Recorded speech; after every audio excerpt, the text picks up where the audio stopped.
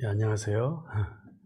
1년하고 조금 더 지나서 또 저희 성도님에게 인사하고 오늘 말씀을 나누게 됩니다. 제가 작년에 몇 월에 왔어요? 3월에 왔나요? 5월에 왔나? 네. 이제 모든 걸 잊어버리는 나이가. 추 목사님을 30대 초반에, 추 목사님이 30대 초반에 만났고, 맹 목사님은 대학생 때 만났으니까 20대 초반에 만났는데, 요번에 와서 보니까 추 목사님 머리가 많이 하얘지셨더라고요. 어르신들께 죄송하지만 이제 우리가 다 같이 늙어가고 있구나. 이런 생각이 들면서 항상 집에 오는 느낌으로 저희 교회 옵니다. 올해도 이렇게 여러분들 다시 한번 만나 뵙게 돼서 너무 하나님께 감사하고, 다시 만날 수 있는 거 감사한 거 아시죠? 우리 못 만날 수도 있는 거예요, 그렇죠? 제가 마음이 변하거나 그게 아니고 뭐 못 만날 수 있는 거 아니에요? 사람이 어느 날 언제 못 볼 수 있을지 뭐 구체적으로 얘기 안 하겠지만 그럴 수 있는데 다시 만날 수 있다는 거. 또 어제도 어떤 분과 길게 대화를 했는데 하나님의 말씀을 성도님들에게 나눌 수 있다는 것 같이 큰 은혜가 없는 것 같아요. 여러분들도 이렇게 좋은 교회에서 매주 예배드릴 수 있다는 것만큼 큰 은혜도 없는 것 같습니다. 오늘도 여러분들에게 와서 1년 만에 말씀을 나눌 때 무슨 말씀을 나눌까 하다가 은혜에 대해서 나누기로 했습니다. 이 설교는 지난주 설교의 연장선이고 제가 작년에 나눴던 말씀의 연장선입니다. 작년에 제가 무슨 설교를 했는지 기억하시는 분은 대단하신 분이십니다. 여러분들 기억을 안 해주셔야 저희들은 일을 계속할 수 있습니다. 함께 시작하면서 에베소서 2장 4절부터 8절을 다 같이 읽고 시작하겠습니다. 시작.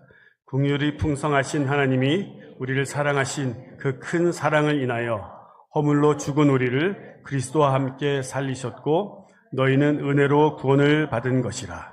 또 함께 일으키사 그리스도 예수 안에서 함께 하늘에 앉히시니 이는 그리스도 예수 안에서 우리에게 자비하심으로써 그 은혜의 지극히 풍성함을 오는 여러 세대에 나타내려 하심이라.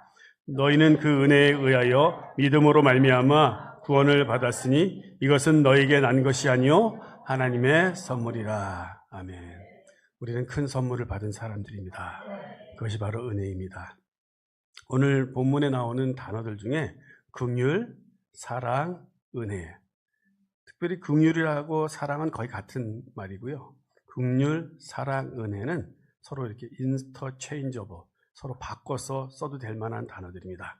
이 세 단어는 하나님의 성품과 그분은 어떤 분이신가, 본성이라고 그러죠. nature, character and nature를 설명해 준 단어이고 하나님이 어떤 분인가를 가장 잘 표현할 수 있는 단어들입니다. 그래서 우리가 하나님에 대해서 이렇게 표현할 수 있어요. 긍휼의 하나님 또는 하나님은 긍휼이십니다.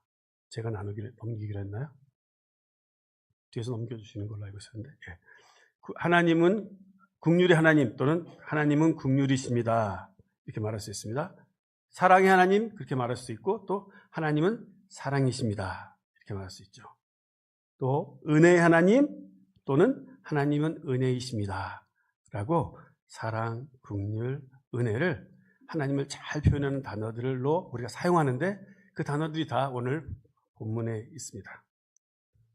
하나님의 성품과 본성을 잘 나타내는 이 세 단어들을 우리가 보면서 오늘 이 본문 2장에서는 우리를 어떻게 하나님께서 구원하셨나를 얘기할 때 또는 왜 우리를 살리실 수밖에 없었나를 생각할 때 그분이 긍휼하신 분이기 때문에 또는 그분의 긍휼한 사랑 때문에 우리를 살릴 수밖에 없었다는 거예요.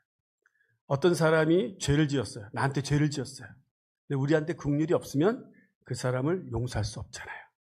근데 하나님은 늘 대초부터 오늘까지 그분이 긍휼이시고 사랑이시기 때문에 우리를 그냥 또 용서하셔서 우리는 감히 오늘도 예배당에 들어올 수 있었던 거예요. 그렇죠? 구약 시대였으면 감히 죄 회개 안 하고 있었다는. 그런데 하나님은 그분의 긍휼로 우리를 허물과 죄로 죽을 수밖에 없었던 것이 아니고 죽었던 우리들이고 또 죽을 수밖에 없는 우리를 어떻게 하셨어요? 살리셨어요. 왜요? 그분이 사랑이시니까, 그분이 긍휼이시니까, 그분이 은혜이시니까. 그래서 2절 후반부에 가로 열고 가로 닫고에는 뭐라고 써있냐면요, 하나님의 은혜로 살리셨대요. 그래서 긍휼, 사랑, 은혜를 오늘은 은혜란 단어로 모아서 말씀을 나눠보려고 합니다. 우리는 하나님으로부터 한량없는 은혜를 받은 사람입니다. 제가 좋아하는 찬양, 한량없는 은혜, 오늘 부를까 하다가 설교가 길어질까봐 그 찬양을 안 하기로 했어요.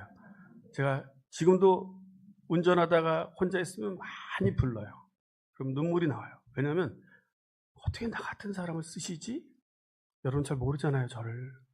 저 같이 1년만 사시면 아실 거예요. 게으르고 하여튼 뭐 할 말이 많습니다, 저에 대해서. 근데 저 같은 사람을 쓰신다? 한량하는 은혜. 또 실수했어도 하나님 용서하시고. 그 은혜를 생각하면서 그 찬양을 저는 많이 부르는데요. 여러분 어떻습니까? 여러분들 마음에 하나님의 은혜에 대한 노래가 있습니까? 하나님의 은혜에 대한 노래를 많이 부르십시오.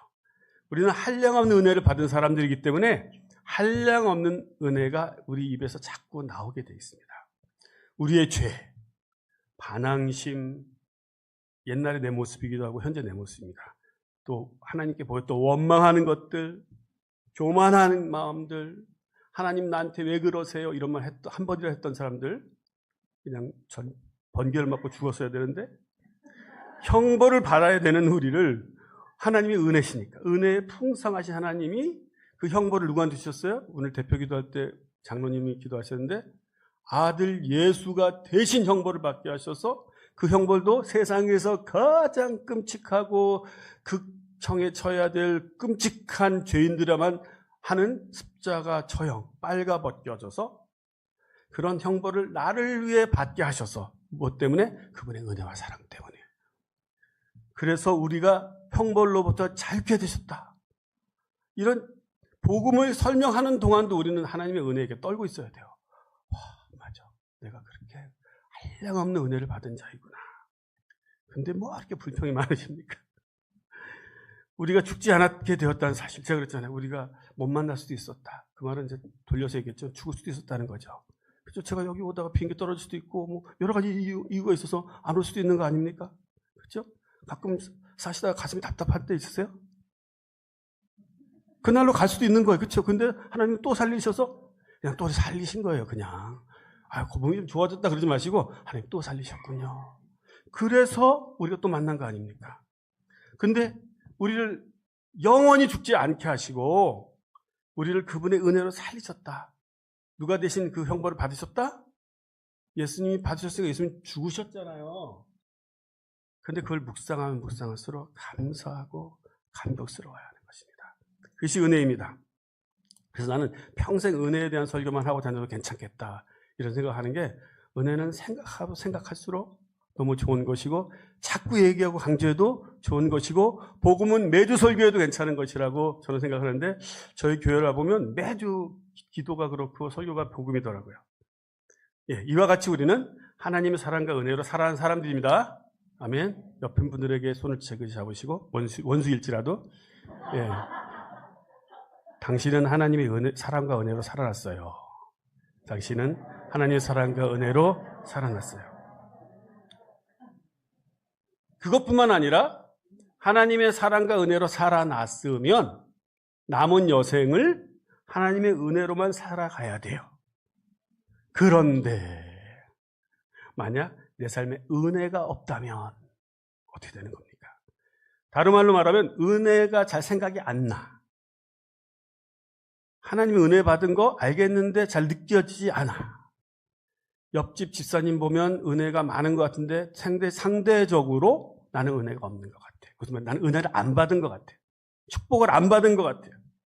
은혜는 상대 비교하면 안 되는데 우리는 그런, 죄송합니다, 짓거리를 하는 거죠. 매일매일. 그러면 우리 삶에 은혜가 없어지면, 은혜가 없으면, 안 느껴지면 우리 삶에 무슨 일이 일어나는 겁니까? 그것은 바로 죽음으로 다시 들어가는 거예요. 왜죠? 우리는 은혜로 살았기 때문에 은혜가 없으면 다시 죽는 거예요. 그러니까 살긴 사나 죽은 것처럼 사는 사람들이 우리 주변에 얼마나 많습니까? 옆에 있는 사람 보시면 그런가 안 그런가? 여러분들 아니실 거예요. 그렇죠? 여러분들은 산자들이에요. 우리 주변에는 크리스찬이지만 죽은 자들이 많아요. 그러니까 예배인데 죽은 것 같은 예배도 많아요. 그렇죠? 은혜가 없이 예배를 드리니까. 오늘도 예배 오면서 은혜 받은 그 은혜를 생각하며 우리 주님 앞에 은혜를 어떻게 찬양으로 고백할까? 이 생각하면서 교회에 오야 되는 거죠. 그런데 그 은혜가 없으면 죽은 자 같이 살아가게 되는 것입니다. 참 재밌죠? 죽은 자 같이 살아가. 좀비죠, 좀비. 영적 좀비. 은혜가 없으면 영적으로 좀비가 되는 것입니다. 네. 그래서 오늘은 은혜의 관점에서 볼 때 영적으로 성장하는 사람과 성장하지 못하는 사람들의 이유에 대해서 얘기해 보려고 합니다. 우리 자신과 주변의 사람들을 보면 믿음이 빨리 성장하는 사람이 있어요. 그렇죠? 아니 어떻게 몇 년 만에 몇 달 만에. 다른 말로 말하면요, 영적 성장이 빠른 사람이 있고요, 영적 성장이 더디거나 거의 없는 사람이 있어요. 그게 내 주변의 사람들 중에 있을 수도 있고 요즘 나이일 수도 있어요. 그렇죠? 히브리서 5장 12절에서 14절을 보시면 제가 읽겠습니다. 사실 여러분은 지금쯤 선생이 되었어야 할 터인데 오히려 하나님의 말씀에 대하여 기초적인 원리를 다시 배워야 할 형편에 있습니다. 그래서 여러분은 단단한 음식을 먹지 못하고 젖을 먹어야 할 사람이 되었습니다. 젖을 먹는 사람은 아직도 어린아이라서 의의 말씀에 익숙하지 못합니다. 그러나 어른이 되면 단단한 음식도 먹게 됩니다. 성인은 지각을 사용하여 계속 훈련함으로써 선과 악을 분별합니다. 여기서 영적으로 성장하지 못한 사람을 영적 어린아이라고 표현하고 있는 거예요. 영적 어린아이의 특징은요, 말씀의 기초적인 원리가 내 삶에 작동하지 않아요. 오늘 그 말씀을 이렇게 방금 읽었던 히브리서 말씀을 이렇게 해석하면 그런 거예요. 영적 기초의 원리를, 말씀의 기초의 원리를 그러니까 내 삶에 듣긴 들었는데 작동이 안 돼요. 어플라이가 안 돼요. 또 단단한 음식을 먹지 못한다는 말은 삶에서 어려운 일들을 말씀과 믿음으로 이겨내지 못하는 사람들이에요. 또한 다른 뜻으로 말하면 하나님의 말씀을 가까이 하지 않기 때문에 말씀이 잘 이해가 안 돼요. 또 젖만 먹어야 하는 사람 말은 힘든 일이 있을 때 다시 신앙의 처음 단계에 있는 사람처럼 반응하는 거예요. 그래서 주변 사람들이 나에게 어린아이 대하듯이 대해야 돼요. 그래서 오냐 그러면 요즘 사람들 아시나요? 오냐 전라도 사투리인가? 오냐 어쩌 해줘야지, 위로만 해줘야지 되는 어린아이 같은 모습으로 살아가는 성인 크리스찬들이 영적인 어린아이들이에요. 우리가 은혜를 모르면 그렇게 된다는 거예요. 은혜를 묵상하지 않으면 그냥 어린아이로 살아가요. 그 이유는 은혜를 묵상하지 않으면 불만이라는 원망이라는 쓴뿌리가 내 안에 자라서 자라지 못하게 영적 성장을 자꾸 가로막게 되는 것입니다. 또 다른 말씀은요, 요한일서 2장 12절에서 15절의 말씀이 있는데 이 말씀은 같이 읽을까요? 시작. 자녀들이여, 내가 이 편지를 쓰는 것은 여러분의 죄가 예수의 이름으로 용서를 받았기 때문입니다. 부모들이여, 내가 이 편지를 쓰는 것은 여러분이 세상이 창조되기 전부터 계신 분을 알기 때문입니다. 청년들이여, 내가 이 편지를 쓰는 것은 여러분이 악한 자를 이겼기 때문입니다. 자녀들이여, 내가 이 편지를 쓰는 것은 여러분이 하나님 아버지를 알고 있기 때문입니다. 부모들이여, 내가 이 편지를 쓰는 것은 여러분이 맨 처음부터 계신 분을 알기 때문입니다. 청년들이여, 내가 이 편지를 쓰는 것은 여러분이 언제나 하나님의 말씀에 굳게 서서 마귀를 이겼기 때문입니다. 한 개인의 영적인 성장을 얘기할 때 영적 성장 단계를 네 가지로 얘기하는데 갓난아이, 어린아이, 청년, 그리고 아비의 단계라고 말을 하는데 여기 오늘 요한일서에서는요, 간단하게 얘기는 없고 그리고 좀 봐주셔서 어린아이부터 시작합니다. 어린아이는 자녀라고 말할 수 있는 거고요. 자녀에 대해서 어떻게 설명하고 있냐면요, 이 세 구절에서 죄가 예수님의 용서함으로, 예수님의 이름으로 우리의 죄가 용서를 받은 것을 알고 있는 사람들이 어린아이 단계예요. 거기까지만 알면 이제 어린아이 단계예요. 그리고 하나님을 알고 있는 거예요. 알아가고 있는 거예요. 그리고 죄사함의 은혜를 알고 하나님을 알기 시작한 단계에 있는 사람들 자녀의 단계라고 해요. 그 다음 단계인 청년의 단계는요, 악한 자를 이긴 사람들, 그러니까 나가서 막 전쟁하는 거예요. 리더들, 사역 앞에 나가서 싸우고 우리 교회를 위해서 또 주변에 영적으로 연약한 사람들을 위해서 싸워서 이기는 사람들, 하나님의 말씀을 굳게 붙잡고 그 말씀 위에서 마귀를 이기는 사람들을 말합니다. 마지막 단계는요, 아비의 단계인데, 아비의 단계는 많은 사람이 이르지 못했다고 합니다. 아비는 세상이 창조되기 전부터 계신 분을 안다. 무슨 말이죠? 하나님을 아는 거예요. 하나님을 깊이 아는 사람들을 아비의 단계라고 그래요. 그래서 자녀들이 와서, 영적 자녀들이 찾아와서 그분한테 하나님이 어떤 분인지 배우는 그런 영적인 단계에 있는 사람들입니다. 저와 여러분들은 지금 어떤 단계에 있습니까? 나는 갓난아기인가? 영적 어린아이인가? 정직해지셔야 돼요. 청년인가? 그리고 아비의 단계인가? 근데 내가 영적인 아비인 줄 알았는데 이 말씀을 듣고 나서 내가 갓난아기구나 생각하는 목사님들이 많아요. 저희가 5월 달에 오하카에서 토론토 YM베이스 디렉터 김규성 목사님을 모시고 영적 성숙이라는 강의를 오하카라는 도시에서 했거든요. 거기에 고등학생부터 해가지고 청년들만 오라고 그랬는데 청년들만 제발 와달라고 했는데 어른들이 오셨는데 목사님들이 몇 분이 앉아 계셔서 3분이. 근데 목사님들이 하는 말이 내가 어린아이 같다고 오늘 강의를 들어보니까 그게 좋은 거예요. 내 단계를, 내 상태를 제대로 하는 게 중요해요. 시간이 지나면 믿음이 성장하면 유아기를 지나서 청년이 되고 결국 영적 아비가 되어야 되는 거예요. 그것이 우리 하나님의 마음인데 우리가 믿음으로 잘 성장하고 있는 사람일까 아닌가를 오늘도 말씀을 들으면서 우리가 생각해 봐야 합니다. 그리고 우리의 영적인 항상 골은 내가 계속 성장해서 영적인 아비가 되어야겠다. 많은 자녀를 낳아야겠다라고 해야 되는 것입니다.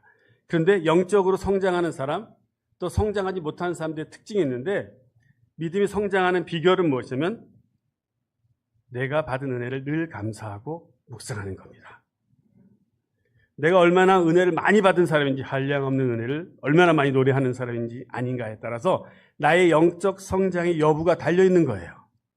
그냥 아는 게 아니고요. 마음으로 알고 있어야 돼요. 그래서 그 은혜를 늘 묵상하면 그 은혜는 어떻게 됩니까? 점점 커지는 거예요. 점점 커져서 그 은혜가 내 삶을 사로잡아야 되는 거예요. 그냥 은혜를 안다 그러면 안 돼요. 그 은혜가 나를 사로잡을 정도 돼야 돼요. 그래서 매일매일 은혜를 묵상하고 그러면 우리 안에 무엇이 없어집니까? 불평이 사라지게 되는 거예요. 오늘도 어제도 내가 불평했으면 내가 은혜를 묵상해야 되겠구나 생각해야 되는 것입니다. 그리고 내게 없는 것에 집중하지 않아야 됩니다. 은혜를 묵상하면 내게 없는 것에 집중하지 않게 되고 내게 있는 것을 집중하게 됩니다. 그리고 나의 현재의 실패와 현재의 거절감과 배신감을 이겨낼 수 있게 돼요. 왜요? 나는 많이 받은 자라는 걸 아니까. 그러지 않으면 세상에 나가서 거절과 배신감을 받을 때 그냥 고스란히 거절과 배신이 내 안으로 들어가 버리는 거예요. 그러니까 성장하지 못하는 거죠. 목을 조이는 것입니다. 영적으로 성장하는 사람들은요, 하나님이 나에게 주신 은혜가 얼마나 큰지 그 은혜들을 늘 사람들한테 나눠요. 얘기 안 하면 간질간질해서 나눠요. 그거 알아. 내가 얼마나 감사한지 은혜에 대해서 얘기하고 얼마나 감사한지를 늘 말하는 사람들은 영적으로 성장할 수밖에 없습니다. 그래서 우리의 믿음의 성장을 위해서 지금 바로 내가 지금 현재 느끼고 있는 하나님의 은혜가 무엇인지 한번 생각해 보십시오. 수십 가지가 돼야 되는데 한 3-4개에서 끝나면 문제가 있는 겁니다. 한번 생각해 보세요. 나는 어떤 은혜를 가지고 있을까? 오늘 집에 가서 우리 가족들하고 나눌 걸 생각해 보세요. 우리 셀 식구들하고 다음에 모일 때 나눌 거 생각해 보세요. 나는 어떤 은혜가 있는 사람이다. 아니 당장에 오늘 카톡으로 그 우리 셀 그룹 그 카카오톡에 넘기세요. 나는요 오늘 말씀을 듣고 생각해 보니까 나는 이런 은혜가 있구나. 나누시는 게 제일 좋습니다. 빨리 나누시는 게 좋고 많이 나누는 게 좋습니다. 제가 이번에 토론토에, 사실 저희 집은 미시사가지만 토론토에 도착해서 내가 이전에 누렸던 것들을 생각해 봤습니다. 저는 매일매일 산책을 했습니다. 저는 산책을 거의 하지 않는 사람입니다. 그런데 저는 원래 토론토에 살 때는 산책을 많이 했습니다. 점심마다 밥 먹고 바로 숲으로 들어가고 오렌지 카운티가 아니라 어디지? 알톤, 오렌지빌 말고 옆에 있는 알톤이 YM 베이스가 있는데 그 베이스 주변이 다 국립공원이거든요. 숲으로 우리 강아지와 함께 들어가서 1시간씩 걷고 왔어요. 저는 원래 산책을 좋아했는데 멕시코로 가고 나서는 도무지 산책을 할 수가 없습니다. 저희 센터에 와보신 분들은 아실 거예요. 먼지가 너무 많아요. 제 아내가 먼지와 싸우다가 몇 년 만에 손을 들고 먼지야 네가 이겨놓으라. 근데 걸을 때도 먼지가 너무 많고요. 그러니까 걷기가 싫어요. 푹푹 올라오니까. 예수님 시대에 샌들 신고 다녔던 사람들 그 집에 들어오면 발 씻어야 되는 거 똑같은 환경이에요. 그리고 자꾸 미끄러져요. 비탈길이라 미끄러지니까 조심해서 걸으면서 산책하고 싶습니까? 안 하게 되죠. 근데 미사가 돌아와 보니까 저희가 새로 이사간 집 주변이 다 공원이더라고요. 그래서 그저께도 장모님하고 아내하고 1시간 걸었어요. 너무 좋다. 제가 이 얘기 왜 하는지 아세요? 여러분들 매일 감사하십니까? 산책로가 있다는 거 감사하십니까? 산책로가 있다는 것도 모르실걸요, 아마? 감사하지 않으니까, 누리지 않으니까. 지금 보세요. 토론토에 먼지가 없다는 거 감사해 보신 분 있어요? 손 들어보세요. 먼지가 없어서. 할렐루야. 역시 써니예요. 예. 저는 먼지가 없어서 감사했다니까요. 요번에 와서. 며칠째 신발을 신고 오는데 신발에 먼지가 안 묻었네? 새 신발을 신어도 발은 먼지가 묻어서 빨아야 돼, 맨날. 먼지가 없음을 감사해 보셨습니까? 토론토는 1년 내내 비가 오더라고요. 그러니까 나무가 푸르잖아요? 우리 마네아대로는 비가 안 옵니다. 아예 안 옵니다. 어떤 해는 1년에 7번 왔나 세보니까 그러니 사막이죠. 맑은 공기를 감사하셨습니까? 제가 어저께 밤에 이렇게 걷다가 토론토에 공기가 안 좋다고 그러면 하지 마세요. 공기가 너무 좋은 거야. 우리 동네는 자꾸 쓰레기를 태워서 그 쓰레기 냄새가 막 들어오거든요. 맑은 공기 감사해 보셨습니까? 여러분들 샤워나 설거지를 할 때 수압에 놀라보신 적 있어요? 페루 갔다 오시면 바로 느끼고 깜짝 토론토 올 때만 느끼는 건 수압에 놀래. 수압에. 한국 가면 더 놀래지만 수돗물이 있고 하수도가 있고 전기가 있다. 20년 전 통계는 전 세계 1%만 전 세계 인구의 1%만 그 모든 거 세 개를 다 누릴 수 있다고 했어요.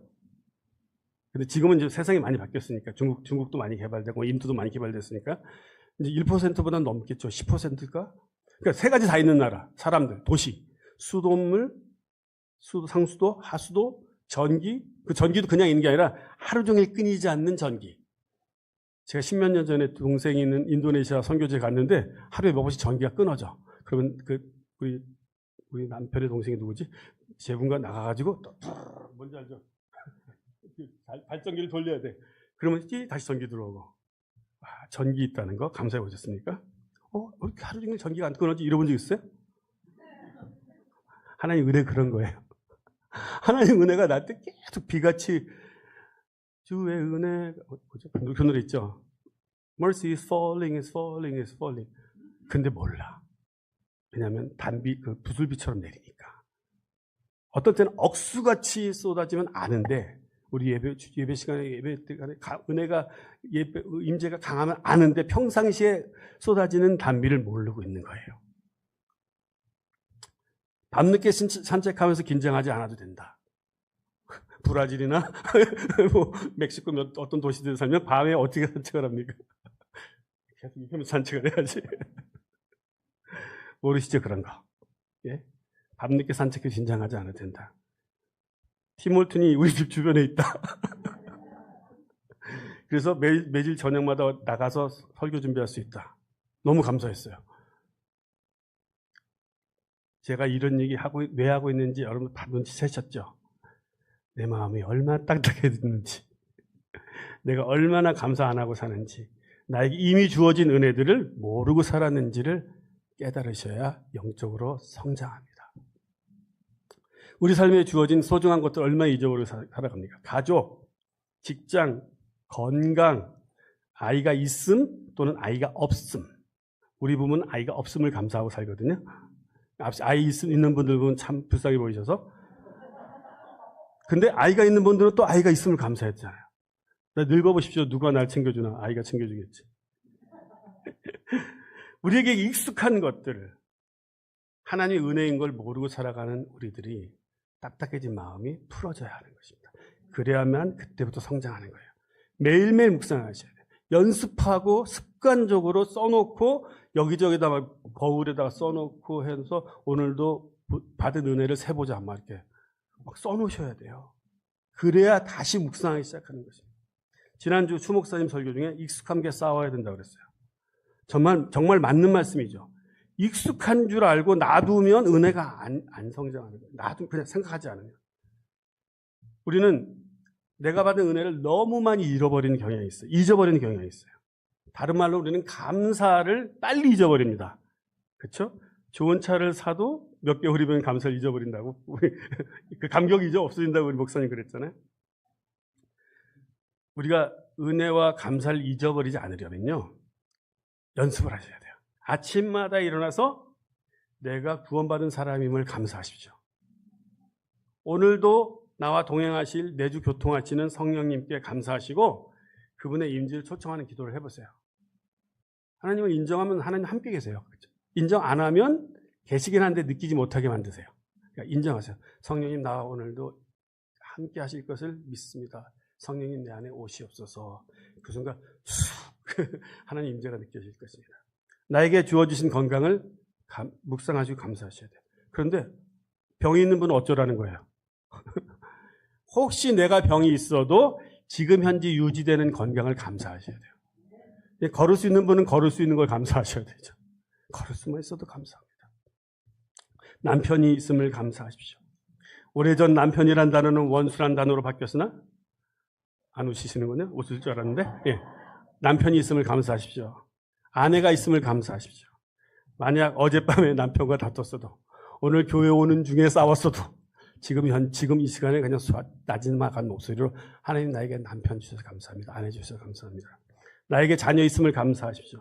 심지어는 지금 자녀가 나를 속썩이고 그러고 자녀들이 잘 될까 못 될까 그것 때문에 막 맨날 걱정해야 돼요. 그래도 자녀 있음을 감사하십시오. 그럴 때 우리 내면에 무슨 일이 일어나는지 한번 점검해 보세요. 제가 드렸던 몇 가지 리스트들을 감사할 때 한 열 몇 개 됐잖아요. 산책할 수 있는 감사하고. 그럴 때 무슨 일이 일어나요? 여러분 산책할 수 있는 감사하시면 하나님 여러분 무릎을 건강하게 하실 줄로 믿습니다. 청년들은 내 무릎이 튼튼한 걸 감사해 본 적 있어요? 모르죠? 제 나이 대부분 알아요. 계단을 조심하게 내려와야 되는데 지금 감사하십시오. 성도님들 예배 시간에 목청 높여서 찬양할 수 있는 거 감사해 본 적 있으세요?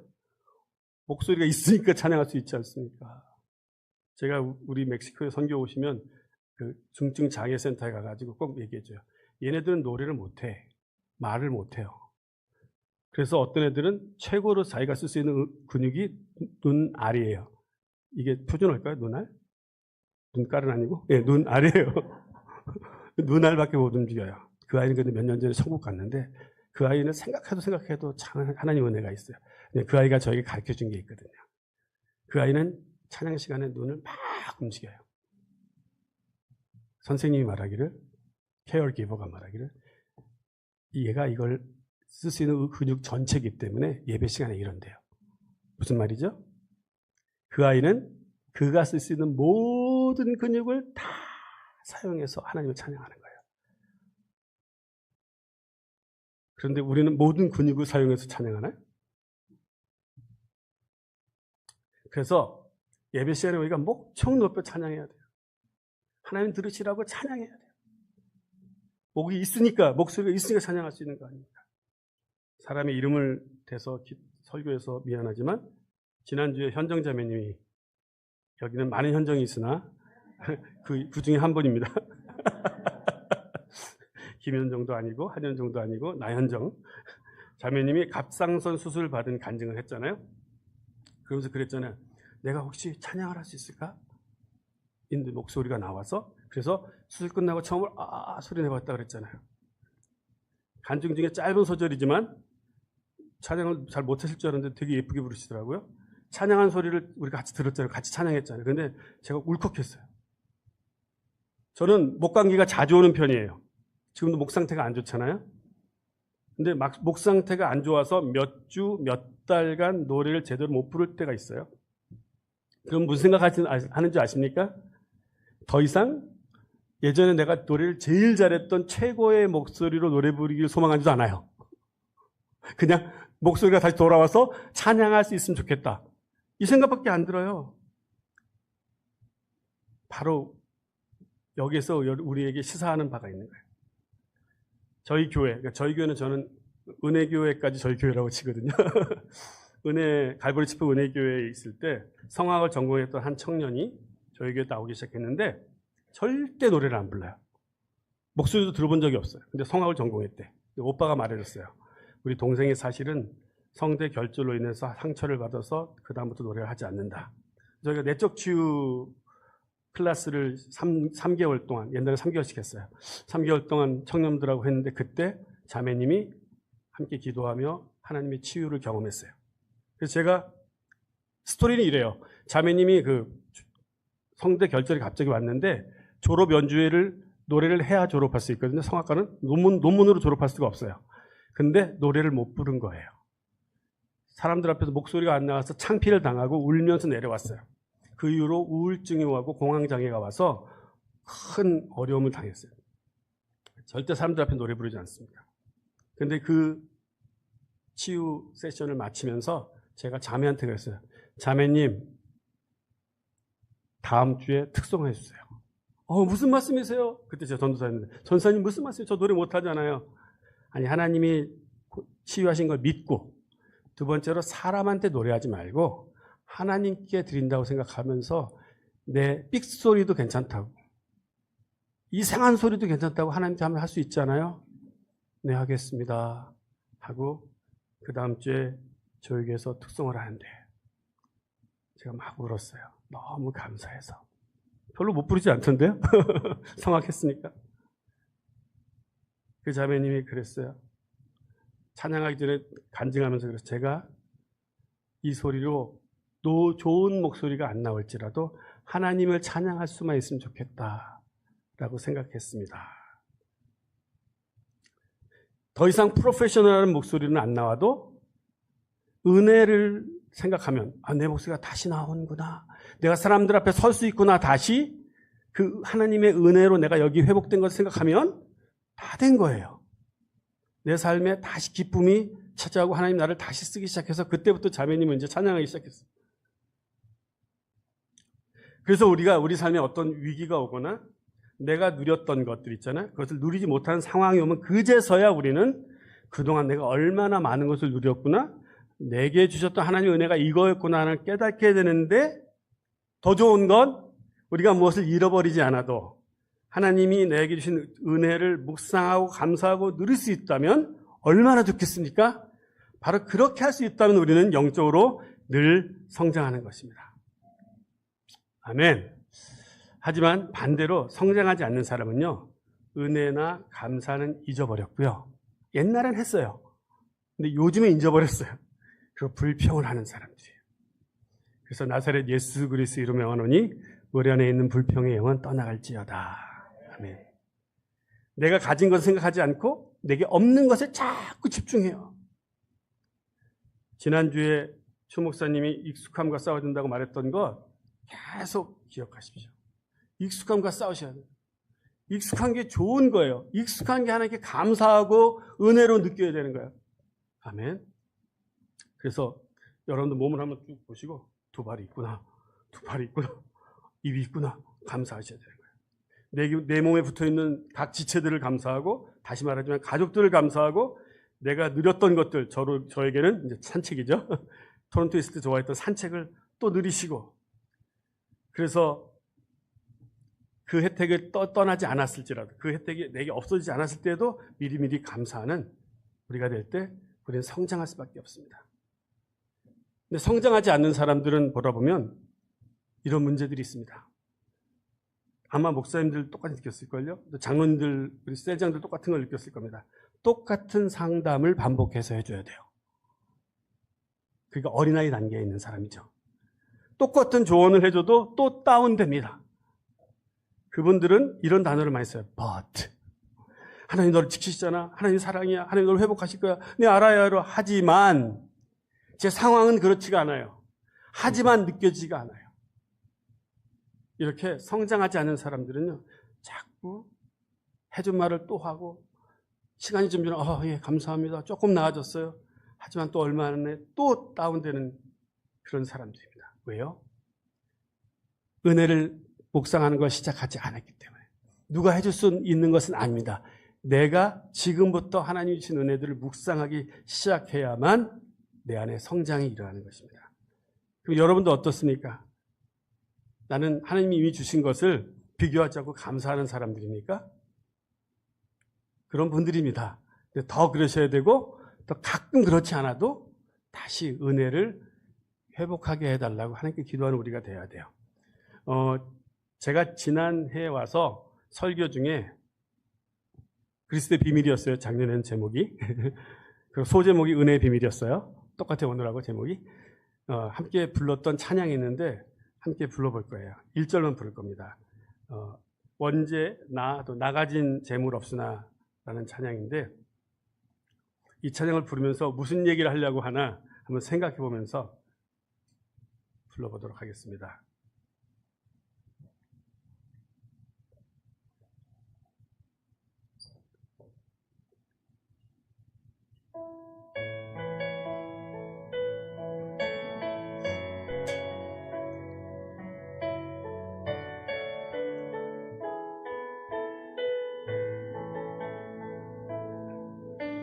나 가진 재물 없으나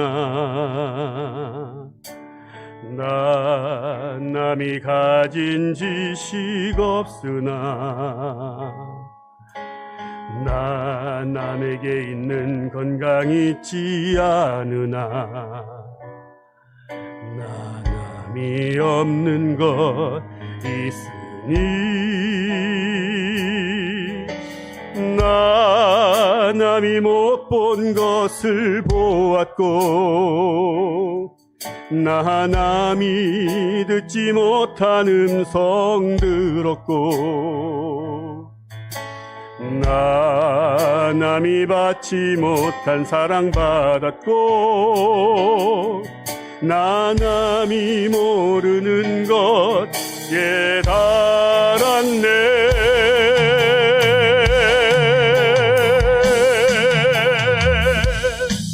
공평하신 하나님이 나 남이 가진 건 나 없지만 공평하신 하나님이 나 남이 없는 것 같게 하시. 한 번 더. 공평하신 하나님이 공평하신 하나님이 나 남이 가진 건 나 없으나 공평하신 하나님이 나 남이 없는 것 같게 하셨네. 아멘. 수십 년이 지난 찬양이지만 부를 때마다 내 신앙이 회복되는 것 같아요.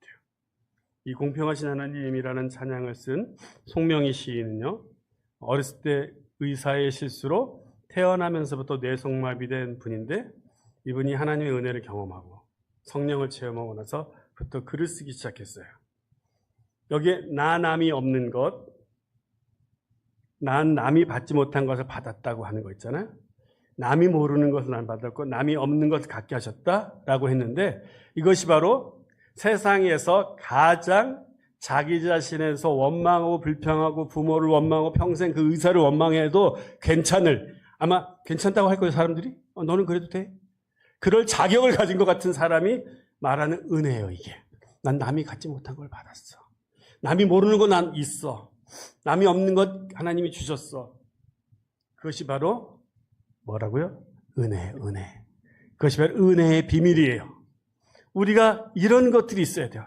남이 볼 때는 일상적인 거잖아. 익숙한 거잖아. 너 늘 있는 건데 뭘 자꾸 은혜라고 그래. 근데 나는 그걸 은혜로 느껴지는 거예요. 그런 은혜가 저와 우리 성도님들 모두에게 있기를 바랍니다. 고린도후서 4장 7절에서 9절에서는요. 이렇게 말하고 있습니다. 그러나 질그릇 같은 우리 속에 이 보화를 가진 것은 그 엄청난 능력이 하나님께서 나온 것이지 우리에게 나온 것이 아닌 것을 보여주기 위함이라. 우리가 모든 일에 괴로움을 당하고 꺾이지 않으며 난처한 일을 당해도 실망하지 않고 핍박을 받아도 버림을 당하지 않으며 맞아서 쓰러져도 죽지 않습니다. 성경은 우리가 질그릇같이 깨지기 쉬운 사람들이래요. 그래서 하나님 은혜가 충만해졌다가도 어떻게 됩니까? 또 깨져. 바삭. 공든탑이 막 무너지고 이런저런 일들로 깨지는 존재들이라는 걸 알아야 돼요. 바울은 너무 잘 알았습니다. 우리는 질그릇입니다. 그래서 우리의 강함은 결국 우리 내면의 강함으로 나오는 것이 아니라 하나님의 강함으로만 우리가 강해질 수 있어요. 그 놀라운 사실은 내가 질그릇인 거 누가 더 잘한다? 하나님이 더 잘하셔요. 그걸 은혜라고 하는 거야. 하나님은 긍휼하시고 은혜로워서 내가 연약한 걸 너무 잘하시고 나를 누구보다도 제일 잘 이해하시니까 우리는 정죄감을 가질 필요도 없고 내가 연약해지면 아빠 하면 되는 거야. 아빠 나를 너무 잘하시는 분이 너 질그릇이지? 내가 너를 보호해 줄게. 혹시 깨졌으면 어떻게 합니까? 우리 옛날에 그 YM에 그런 드라마 있었는데 하트가 깨졌어.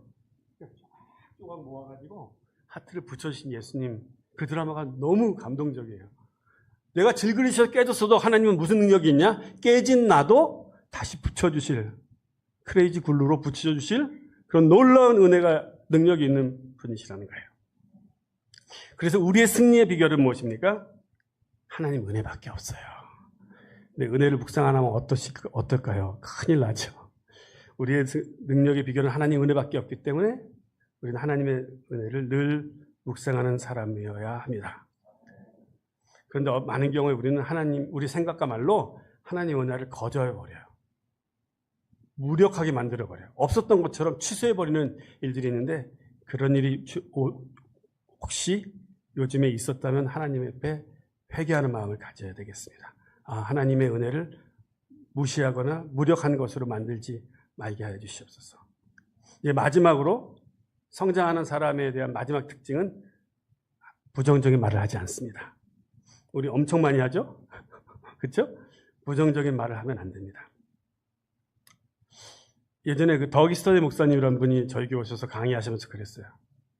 앞에 운전한 사람이 운전을 개떡같이 하면 축복하라.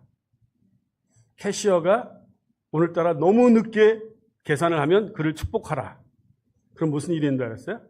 그럼 갑자기 줄이 짧아지고 갑자기 길이 뚫릴 것이다. 저는 그걸 자꾸 적용하려고 노력해요. 많은 경우는 내 앞에 있는 운전자가 항상 밉지만 축복하려고 이해하려고 해요. 급한 일이 있겠지. 그래서 무슨 일이 있어도 부정적인 말을 하지 않아야 합니다. 우리가 만약에 현재 우리 눈에 보이는 현상에 있는 것들로만 살아가면 부정적인 말을 할 수밖에 없고 부정적인 일들이 집중할 수밖에 없습니다. 하지만 내가 이미 경험했던 은혜의 기반을 두고 살아가면 믿음의 눈으로 현재 당하는 일들을 상황을 보면 다시 내 삶에 편만하게 펼쳐있는 풍성한 하나님을 볼 수 있는 눈이 열립니다. 사방에 우겨싸임을 당한 같은 방금 읽었던 성경구절처럼 그런 상황 가운데도 나를 죽일 것 같은 모든 것이 나를 공격하는 것 같은 그런 상황에 있어도 하나님의 능력을 볼 수 있는 눈이 열려요. 우리가 하나님께 감사하면 우리가 하나님의 은혜에 집중하면 그래서 내가 얼마나 은혜 받은 존재인지를 깨달을 수 있는 느낄 수 있는 은혜의 눈이 오늘 우리 모든 성도님들에게 열리기를 기도합니다. 이제 말씀을 마무리하면서 나는 하나님의 주신 은혜를 묵상하고 의지하며 성장하는 사람인가? 아니면 요즘에 그러지 못했었는가? 생각하시고 묵상하시고 회개하시고 아니면 요즘에 또 나는 은혜를 잊어버려서 영적으로 메마르고 성장이 없는 사람인가 점검해 보시고 하나님이 우리를 모두 다 팔을 펼치시고 하나님의 은혜 안으로 들어오라고 초청하시는 그 목소리를 들으시고 오늘부터 다시 하나님께 은혜를 고백하고 감사하는 삶을 살겠습니다라고 작정하는 저와 여러분들이 되길 바랍니다.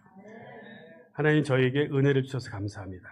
주님이 주신 은혜가 너무 크고 풍성한 것을 저희가 날마다 묵상하며 은혜를 통하여 우리가 믿음으로 성장하고 영적인 성장이 일어나는 저희가 되게 하여 주시옵소서. 예수님의 이름으로 기도합니다. 아멘.